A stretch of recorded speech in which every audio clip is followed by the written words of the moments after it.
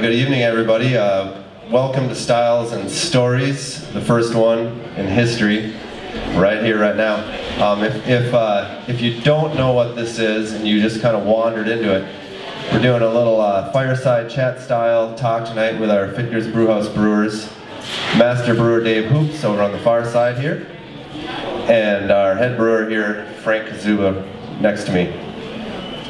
So grab a pint, kick back, relax. We're going to talk about an hour just about craft beer and what these guys have seen and done and experienced in the whole world. Craft beer is kind of a newer trend. It started in 1965, as Dave told me, is when Anchor Steam started brewing beer and kind of launched the whole craft movement. And then was in 1978 when the new Albion brewery opened up in California and kind of kicked off the whole microbrewery thing. And then in the 80s, of course, home brewing came along, and then things have been not even steadily ascending, but rapidly ascending recently with the whole craft beer world. So why don't we start with Dave and just say when you got into craft beer, how you found it, and start with that. Good evening, everybody. Happy American Craft Beer Week, which is why we're up here. One of the reasons. I started in the industry in the late 80s, early 90s as a winemaker in the Napa Valley region, and started home brewing and fell in love with it, and then went away to school and started brewing professionally in 95. So I'm on my 20th anniversary, I guess, and started my career out in California and moved here in 99 to take over the brew house, and I've been here since. Frank, how did you get into, how did you find craft beer to begin with, even? Like that was kind of a small set of people back in the day that were actually, I don't know, I remember being in college years and just post-college years and going to some parties, and there'd be these hairy guys that were drinking dark beer. And like, oh, this is a stout. You know, so anyways, I thought it was kind of cool, but I didn't really know about it back then. How did you find it? Yeah, I didn't know about it in college either. I was drinking a lot of Line and Kugels and Stevens Point, going to school in Wisconsin.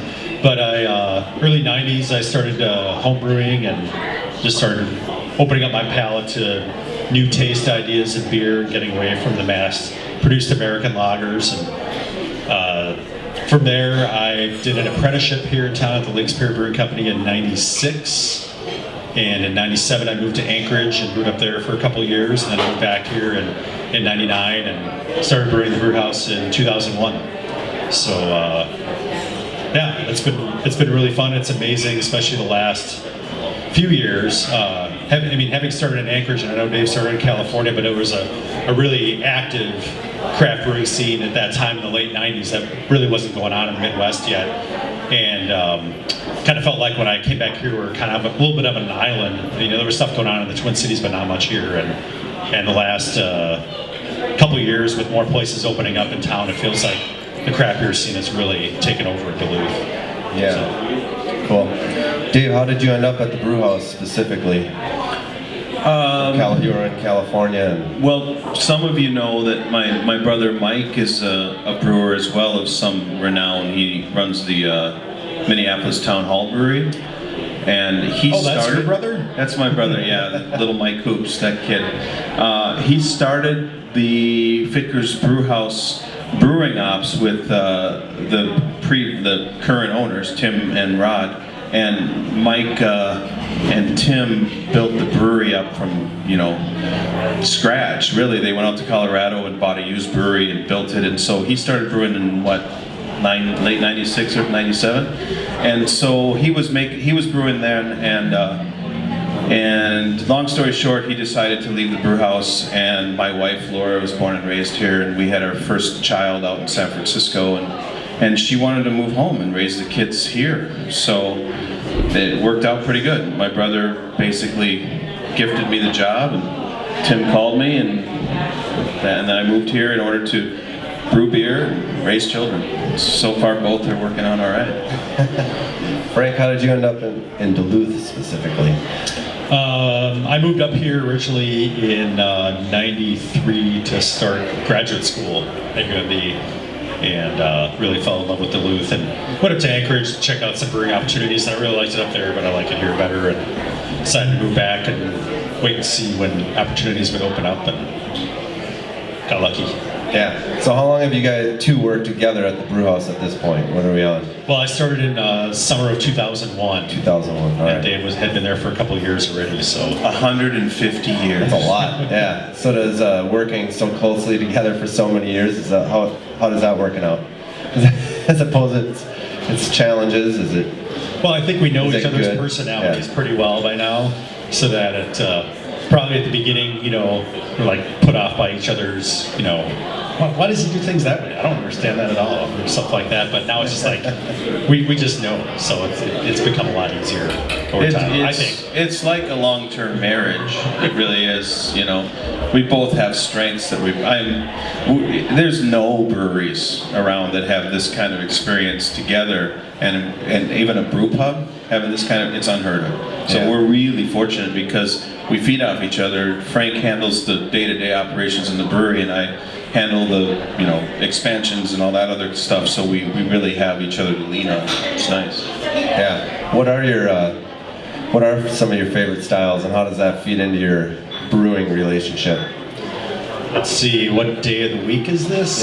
Yeah. Favorite styles. Boy, Yeah, I know that's a hard. That's It's a tough constantly question, but- evolving thing, but sour beers in general have really become much more of an interest of mine in the last couple of years, and we're starting to be able to make some of those, and like lambics and Berliner Weiss and Gose are all styles that we played around with, and I think more and more people are learning about them as well and enjoying them.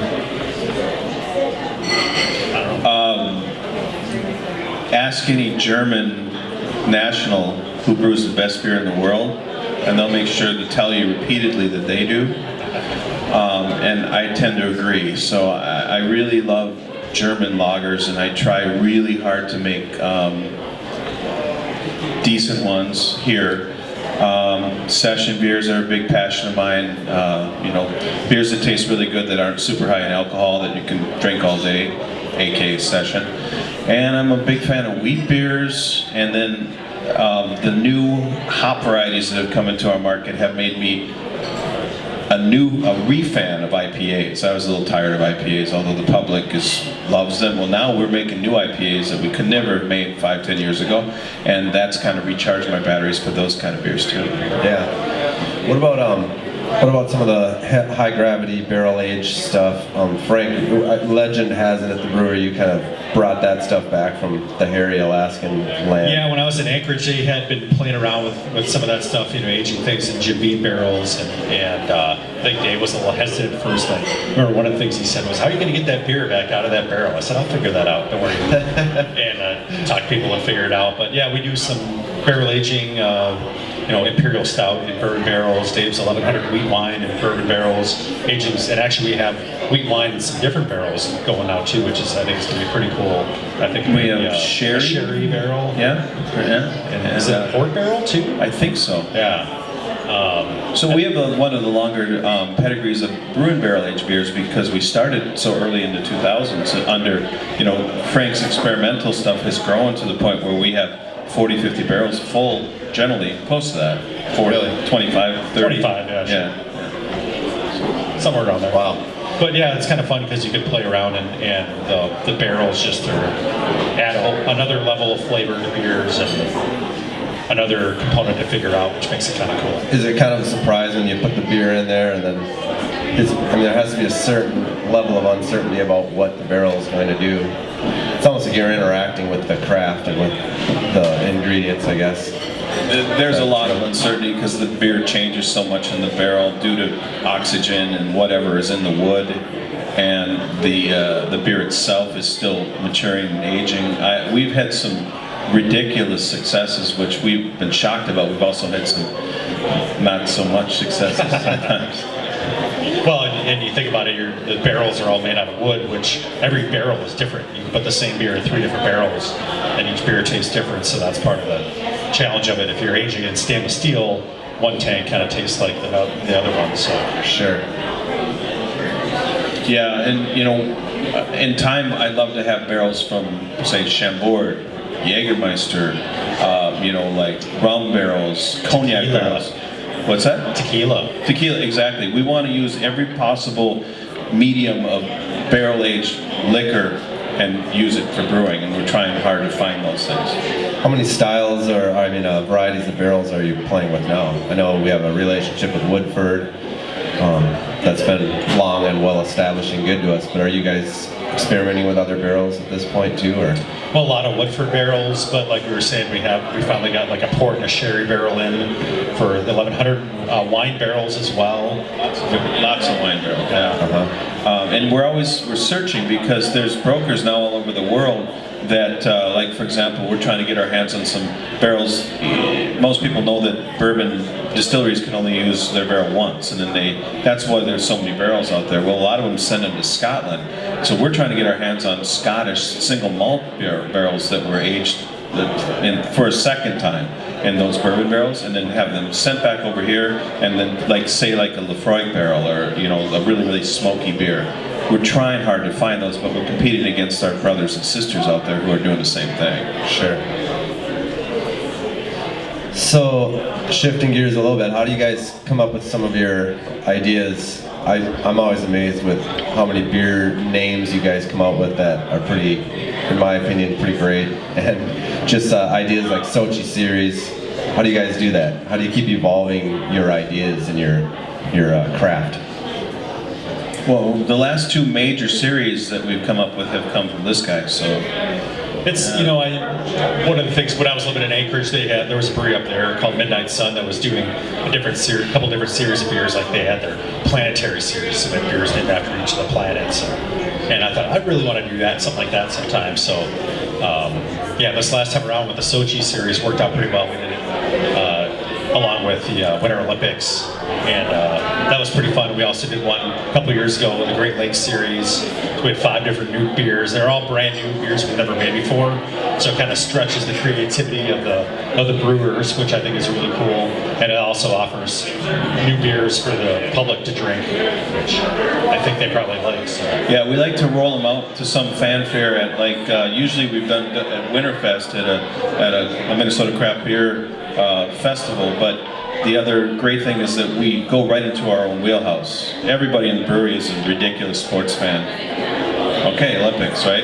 Great Lakes, same kind of thing. So we look for things that we love that we can still pair with new beers and get away with it, because it's hard to brew a bunch of brand new beers and have them be excellent every time. And so far we've had really good luck with this. Yeah, I agree. Yeah. So you find things that inspire you, then how much do you try to brew the flavor profile to the feeling or whatever that you draw from it? I mean, are you just kind of throwing names on beers, or are you actually trying to brew to that? Like the Sochi series, for example, are you? I think it can work both ways. I mean, sometimes you have a beer, you taste the beer from somebody, it's like, wow, I want to do something like that, but I want to put this twist on it, or use this hop in it, or what if we put some lemon zest in that beer, and I bet that'd be really interesting. So it gives an opportunity to try things like that. And then, sometimes the idea of a name of a beer kind of influences how you make the beer as well.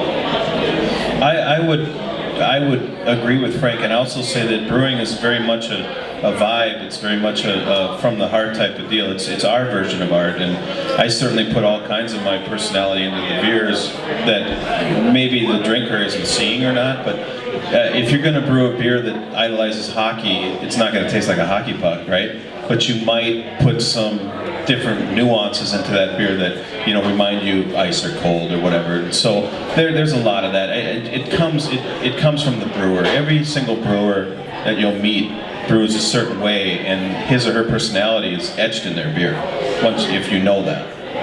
Who are some of your favorite brewers along those lines? I mean, can you think of any off the top of your head? I know that's another huge, massive question, but you're not prepared for that either. Oh, I am. I got heroes. All right. What do you got? Go ahead. Oh, well, my heroes, Fritz Maytag, Anchor Steam, you mentioned him. Ken Grossman, Sierra Nevada Brewery. Kim Jordan, New Belgium Brewery. Dan Carey, Nuclearis Brewery. And, you know, more close, I do have, don't ever tell him this, but I have a certain amount of admiration for my little brother, who is probably the most decorated brewer in this state. I mean, what do you think? Yeah, so, I don't know, we've got a lot of people that inspire us. I've been brewing so long, started in California, where a lot of the brewers came from, and I was lucky enough to be mentored by many of my heroes, which made me a better brewer. I'd say, you know, I was definitely inspired early on by a lot of my fellow brewers in Anchorage, just because a lot of the ideas were really new to me, and there was so much cool stuff going on that really kept me going for a long time. And then, I don't know, traveling in Europe, getting ideas from going back there and realizing how amazing the beer is when you go there and taste it fresh there, as opposed to drinking a half of Weizen from Germany that's been sitting for 3 months and doesn't taste very good. Yeah, I remember that experience. I made it to Ireland once, and I was like, oh, this Guinness stuff does have something going on. This is what Guinness is. This is what it tastes like. Yeah, oh, I get it now. Yeah. So, let's talk about that. What are your favorite, well, I don't know, what's special about touring through Europe, and what are some of the highlights about beer vacations for a brewer in Europe? What's that like? Well, I mean, the American craft beer movement has really exploded in the last several years, and I was fortunate enough about 15 years ago to take a couple trips to Germany and Belgium, and at that time, like, Belgium, in my mind, was like beer mecca, like, oh, I gotta go to Belgium. It's pretty amazing. It's a country the size like the state of Wisconsin, and they have breweries, usually multiple breweries in every little town along the way, and different beer styles in every region, and going to a beer bar, and they have so many different beers on tap, and a particular beer glass for each kind of beer just makes it really special. Or traveling in Germany, having a really crisp, authentic, freshly made Pilsner just blew my mind. It was not like anything I had experienced here, and that really inspired me for, you know, ideas and things I want to do when I came back. Yeah, I always feel that, like, with the Starfire off the tap here, not to, you know, whatever, but yeah, it's just like, it's so fresh. Something that's so explosive about the hops in there. And yeah, so I know what you're saying about that on a local level. That fresh beer is so good. Dave, what about you?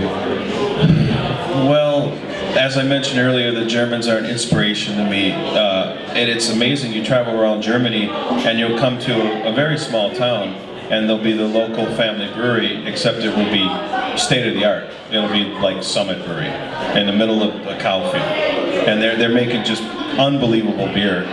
And really, I've been impressed by, Frank mentioned Belgium, going to Bruges was a huge inspiration to me as a beer drinker.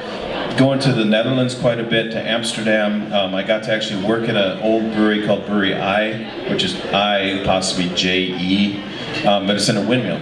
And these people have been brewing there forever, but they're only open, they're open 4 hours a day. And they sell half of their beer in that 4 hours when they're open, just for the public. And many of the beers that I've tried on my travels to Europe have inspired me to make my version, tribute beers, so to speak, of those beers. And there's a laundry list of those beers. So I think forever, you know, I'll keep going back and trying to learn more. But the really great thing, there's a reverse to this. Ever since we've come into our own in America, the Europeans are looking to us. Like, they'll come to us and ask us about hop usage and things like that, and obviously American craft beer, you probably know, is super hot in Europe. The bigger, like, Stone and breweries like that are selling. In fact, Brooklyn Brewery just opened a brewery in Sweden. So it's going both ways right now, and it's more of a worldwide market we're looking at. It almost feels like rock and roll and the Beatles. Like, we sent rock and roll to Europe, and then they sent us back the Beatles. It feels like that's going on with brewing right now with the United States, and that's pretty cool. Yeah, it's a great time. Not that we took brewing away, just like they didn't take rock and roll away, but they definitely contributed some major influences at that point. I feel like American brewers are doing that right now. It's pretty awesome. I can say, you know, for the first time in history, Americans are making arguably the best beer in the world. And we won't get a ton of argument with that. That's a new thing. Not in this room, at least. No, I mean anywhere. That's new. Right. Yeah. So why do you guys brew some of the more esoteric beers that you brew, like Wildfire, for example? Why do we do that? Well, Dave can take all the credit and the blame for Wildfire, so I'll let him talk about Wildfire. We try to brew beer for everybody that likes beer, and we try to brew beer we like and hope that our customers enjoy it too. But I can say with complete honesty that was just a 100% selfish move. Me and my old buddy Abe, one of the first brewers that worked here, both loved spicy beer, and we decided to make just a ridiculous, over-the-top, undrinkable spicy beer for ourselves to have at lunch. We made just a small amount of it, and somehow or another, some regulars got a hold of it, and word spread, and the next thing you know, we're making this beer year-round, which still, I can't say more than 6% of the population will touch, right? It's less than that. I've spent some time at that bar. Exactly. But the great thing is that, you know, I joke a lot about Duluth being like, people here think that they're in the, you know, northern Alaska, you know, expats. The more weird the beer, the more out there, the more they want it, and the more they embrace you. We have one of the greatest beer drinking publics here, anywhere. So I can get away with making a beer like Wildfire, even though there's no excuse to do it. Well, and along those lines too, what I was thinking about is that my philosophy is when you come into one of our establishments and we have a lineup of beers, that they should all be pretty distinctive tasting beers, and that for any one person coming in the door, they're probably going to love maybe 2 or 3 of them and probably hate 2 of them, and the rest of them are kind of like pretty good. And if we made beer that appealed, all of our beers appeal to everybody, we'd be doing something wrong. The idea is, you know, to have these really distinctive, strong flavors that people can then pick and choose and figure out, wow, I really like that and that, and that's what I'm gravitating toward. Yeah, and as a brew pub, we need to be able to appeal to people that are going to go out of their way to actually come to us. As most people know, we can't sell our beer at the liquor store or whatever, so we have to appeal to everybody. And that's hard to do, but the more variety we can put out, the better. Yeah, I want to talk about that piece in a little bit, but is it, obviously, you know, there has to be a piece of you guys that wishes you're brewing some label that went all over the country, because it'd be fun to probably see your beer on a shelf everywhere you went, but there has to be a counterweight to that. It has to be pretty fun to be at a brewery where you can do so many different styles throughout the year and get more esoteric, because a lot of the larger breweries, I mean, it would seem like you're a lot more narrow on what you can do creatively. Do you find that true? Yeah, the creative aspect of it is what keeps it really interesting for me. Just like, we just brought in Mexican lager yeast, something we've never used before, and Dave came up with a recipe that we brewed last week, and I'm working on a recipe we're going to make in a couple weeks. And El Lago Grande. Yes, El Lago Grande. And so just, you know, playing around with different things keeps it really interesting. Plus, something that I think is really cool is that we're in control of our beer from the time that we make it till the time it's poured at the tap. Yeah. And that's pretty amazing, because, you know, we don't have to worry about it sitting on a shelf warm in some liquor store for too long and getting old. Yeah, there's a lot of whining from the brew pubs about the fact that we're not in the open market. It's legitimate, but what Frank just mentioned, we never lose sight of our beer. We control every second of our beer. And, you know, plenty of brewers send out amazing, Summit makes amazing beer, sends it out, and it sits in some 90-degree warehouse somewhere, and then they put it on tap, and it doesn't taste good. It's not the brewer's fault. But the public doesn't know that. So we're really fortunate in that we have direct touching of every drop of beer we pour, and I don't take that lightly at all. So from a brew pub's perspective, you know, we function within the model that was made, and you know, it's working. There's, you know, a brewery down in the Twin Cities, Town Hall Brewery, which is pretty much following the same model now, and we're doing okay with it. If the laws change, sure, we'll get busy with that too. But yeah, I actually heard a production brewer talking about how frustrating it was to send he tries to hold back his orders as long as possible so that the distributors can't wreck his beer. So I hear what you're saying. It's also, I can contribute something here as a former bartender. I always thought it was great to hear instantaneous reaction to the beers that you guys are brewing. And that was always pretty fun. And of course, you get a lot of real beer geeks coming in, have really sophisticated palates, and it was always gratifying to be able to hand them an IPA and feel pretty confident that they're going to be blown away. And then a lot of people ask for the Wildfire, thinking it's Starfire, and it's pretty fun to, it generates conversation. It was a huge part of the fun of being behind that bar. The warning on it: right. do not drink this beer. Right. Star warning. Yeah, right. Exactly. Before we get to some of the larger topics, how do you guys source ingredients? I know that's been in the news a lot, is hop shortages and things like that. Is that becoming a real issue for smaller breweries like ours to source ingredients effectively and stay on top of that? If you're a new brewery, for sure. Well, I mean, it has been for a while, ever since the hop crisis of, 2008, I think, was the year. And we had been contracting some hops at that point, but now, if we want to have a hop to make like delicious beer like this, or Minnesota Nice Citra, you can't just count on saying, oh, I want to buy some Citra hops, and call up your hop supplier and say, hey, I need 44 pounds of Citra hops. They'll laugh at you, because we're having to contract them 2-3 years in advance to even have a chance of seeing them. So that's really 2 or 3 years in advance. Yeah. So you have to project out 3 years to know what you're going to be brewing, how much and what. Well, yeah, Roughly. we're a brew pub. We're lucky because we can't brew any more than one number, so it's pretty easy for us to project. But yeah, we have to do that. And during the hop crisis, Frank will tell you, I'm a hop hoarder. I should be on the TV show. It's terrible, right?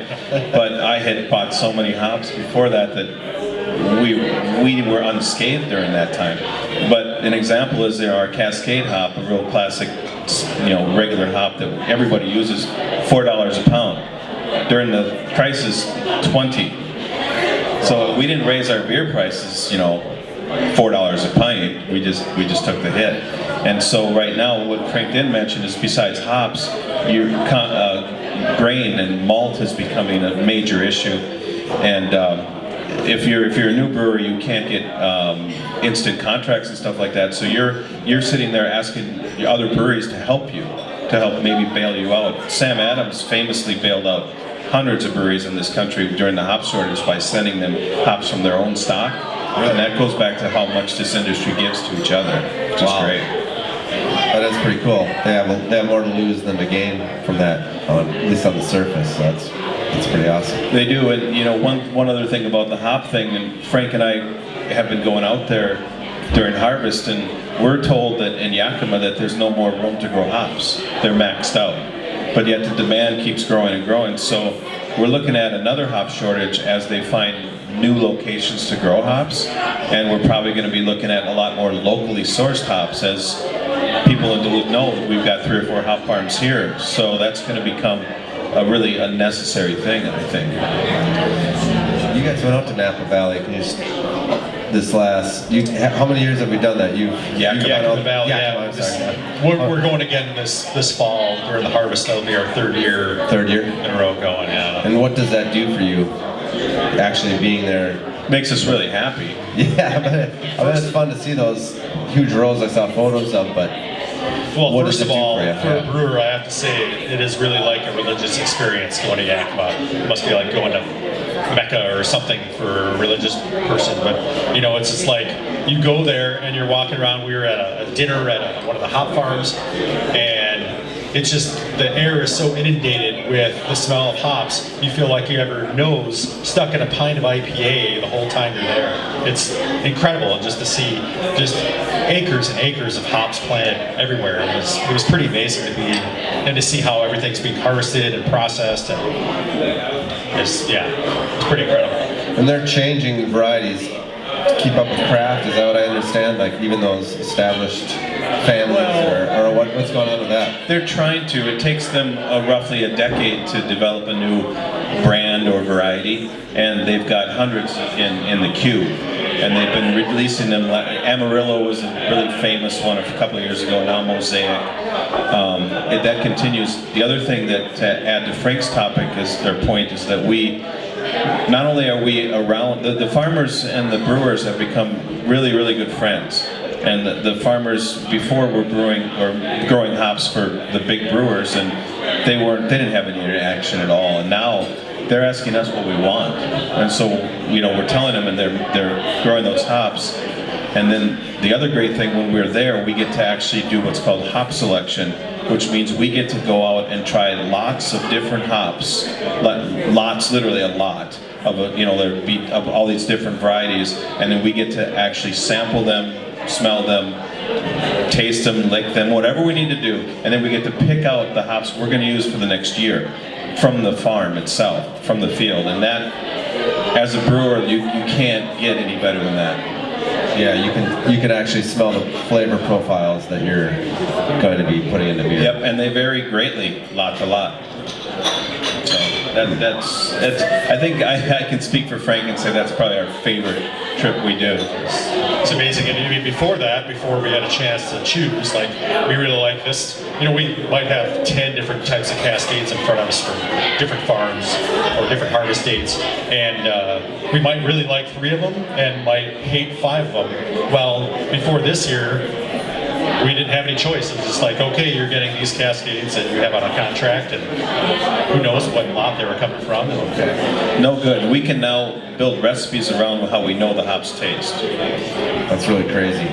Is it hard to find enough high floral, like just craft? I know with our IPAs, American craft IPAs, especially you're going for a lot of flavor, big bold flavors. Is it hard to get your hands on enough hops like that? Not for us. Not okay. We're really fortunate though. As a brew pub, we get a little more respect than we deserve. We've been here so long, and we've been contracting so long that we don't have that much trouble. But I will say, occasionally we run into trouble. Lift Bridge Brewery in Stillwater is helping us out right now with some hops we were short. New Belgium helped us out a few months ago. So when we reach out again in this industry, oftentimes we get help from our colleagues. But in general, we contract an amazing amount of hops for a small brew pub, so we're fortunate. Which, Frank, you handle. I mean. Yeah, actually, I just got an email the other day about Mosaic hops, which is like the new sexy hop that just became commercially widely available last year. It's a hop that's featured in our Hopalooya IPA, which has been pretty popular when we've had it on tap. So we're getting the contract set up for 2015 and 2016 for those. So yeah, if we don't do it, we don't make it. Yeah. So shifting gears a little bit, brewing laws. Where do you guys? Can you just speak to that a little bit? Where would you like to see them go? Where are we right now? Where would you like to see them go here in Minnesota? What do you as brewers hope for? Well, I'm sure every brewer you talk to from whatever state they're from thinks that their state has really goofy, bad brewing laws. But honestly, Minnesota has some really goofy, bad brewing laws. And what I'd like to see is just a brewing license.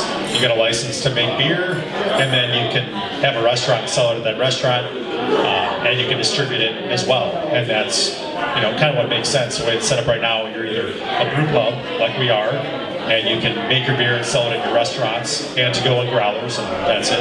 Or you're a production brewery like Summit or Surly or Ben Paddle, and you make your beer on site, sell it through distributors, and you can have a tap room, which is new for them, which is great. They should be able to do that. So, yeah, one license for everybody, and I think that would make life a lot happier for everybody too. Yeah, some of the most successful craft breweries in the nation, Deschutes, Sierra Nevada, for example, they have brew pubs. They have separate facility brew pubs. Dogfish Head, there's many of most states allow. We could have our brew pub like we have, and then we could have a big facility that produces beer for packaging that we send out. No, Minnesota's not like that, and there's really no good reason it's not like that. But I'm pretty sure the Minnesota Craft Brewers Guild and other entities are working hard to change that, and I think in time it's bound to change. But I don't really think Frank and I feel all that restricted by it because we've done this so long in where we're at right now. but I just think it will naturally change when it's supposed to change, or somebody powerful will want it changed.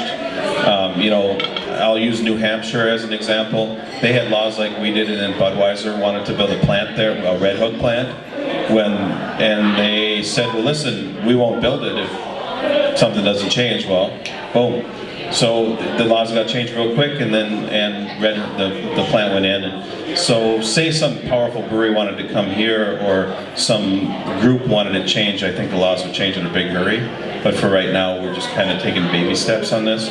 We got growlers in 2007? That was like the greatest thing that's ever happened. So I don't know.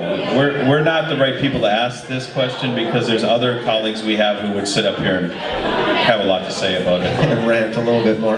Yeah. All right. Well, you guys did well on that. I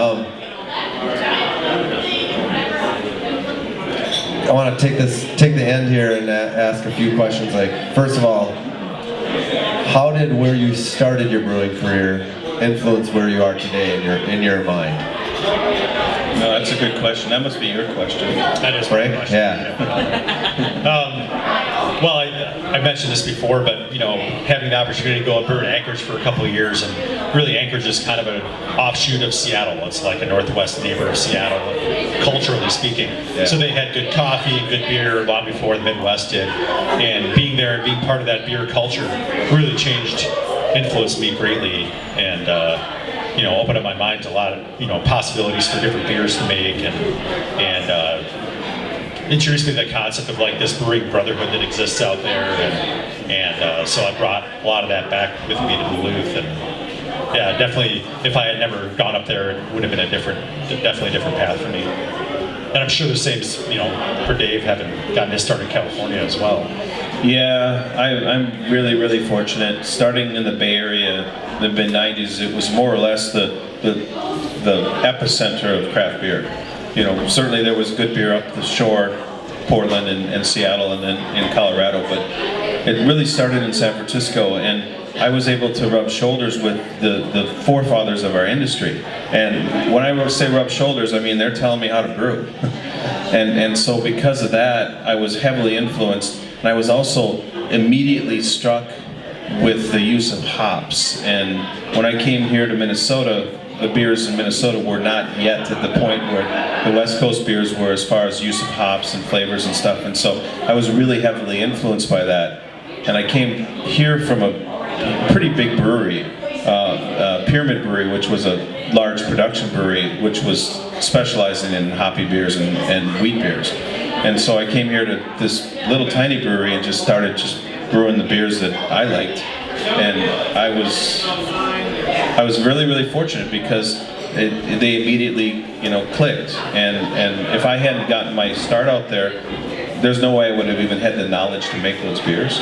So I'll always be known a little bit as a hophead, even though I don't really like to be known that way. It's not my fault. Like, I don't consider that my strong point, but that was my background. Right. The West Coast style became the North Shore style. Yeah.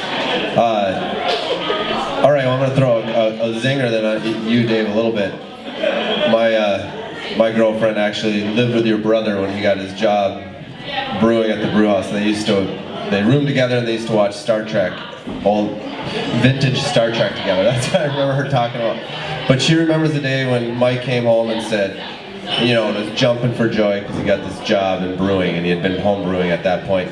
Do you think that your start in the Bay Area versus his start here in Duluth, are you different brewers because of that, or is it more your personalities that make you? Because I know both of your beers very well, and you're both phenomenal brewers in my opinion, but you do have a different personality that I can taste over time that comes through. Yeah, that's a really, really good question. Mike brewed his first batch of beer on my kitchen stove in San Francisco, and we brewed that together, and it was fine. But the whole time I was just going on and on about hops, and he was going on and on about malt when we made that beer. And Mike is as good a brewer as anybody that's out there, but there's no doubt that our personalities come through in our beer. A lot of people say that I belong where I am because I'm certainly a little bit rougher around the edges and a little bit more out there, and so I make beer up in Duluth, and everybody's good with that. And Mike's beers are perfect. I mean, they're structurally beautiful, they're well put together, they're like works of art, and for whatever reason, that's his personality, a little quieter, just well put together. So I don't know if that's because of where we started, because Mike built this brewery with no training, which is unbelievable. I couldn't have done that. You know, he built it with Tim, and this guy was just intelligent engineer. So I think it's how our minds work, but I think it's also more personality driven, to answer that question. Yeah, all right. Where do you guys, let's see, let me make sure I have this all here. Oh yeah, what is the most significant thing you've done in the last year as brewers, in your minds? What are you most proud of? I'll start with you again, Frank. Well, I'll say a couple of things. One is, we've already talked about this, but going out to Yakima for the hop harvest and being able to choose our own hops just immeasurably changes how we're able to make these hop-driven beers that are really popular. And I don't know, in the last year, another thing, I don't know, what do you have? I'm trying to think if there's something else. The really good batch of Timmy's Edelstoff we made, the one. I'm going to have to say Hopalooya, because that's that one. The Hopalooya's been like our ode to hops, which actually really worked. And for me personally, just becoming so damn old in this industry and being able to help younger brewers, bring in really, really great brewers at the brew house, and help teach them. I'm proud of that. I guess the other thing I would add is being down in Chicago last fall with Spildy and Chooch and Tim Wilson, and we won a medal for Dave's bourbon barrel aged wheat line. That was pretty cool. Oh, that was sweet. Yeah, sure. All right. So, final question. Where do you guys want to take the brewery next? And maybe we'll break this down into a two-part answer to help you frame it. In the coming year, and then let's say over the next 5 years, because I think it's hard to think beyond that probably in our industry right now, but 3 to 5 years. I want to build a ship and put a brewery on the ship that tours around Lake Superior. Damn, that's Maybe good. that's 10 years out. That's good. Tim's over there thinking about where he can buy a ship right now.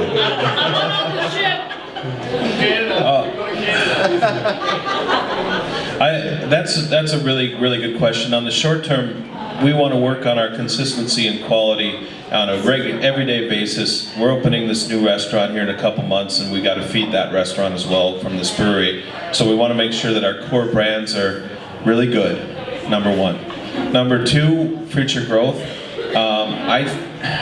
I'm pretty certain that they're going to expand the rules and regulations, and I would really, really like to have the opportunity to build a second brewery here and make the brew house into a brewery that specializes in just the coolest esoteric, interesting beers known to man. And the new brewery, we make, just kick-ass Park Point Pills and apricot weed and Starfire and stuff. And we all live happily ever after. You bet. Amen. Thank you, Dave. Thank you, Frank. Thank you, everyone who came to our first Styles and Stories event. And hopefully we'll keep these rolling once in a while, periodically, and we'll get the word out. If anyone is here and wants to stay in the loop about when we have these, get on our email list. Just go to brewhouse.net, fitgersbrewhouse.com, and our email sign up just pops up on the whole page and consumes it. So get on that list and we'll keep you posted. But thanks very much, you guys, for doing this tonight. Good job. Thank you.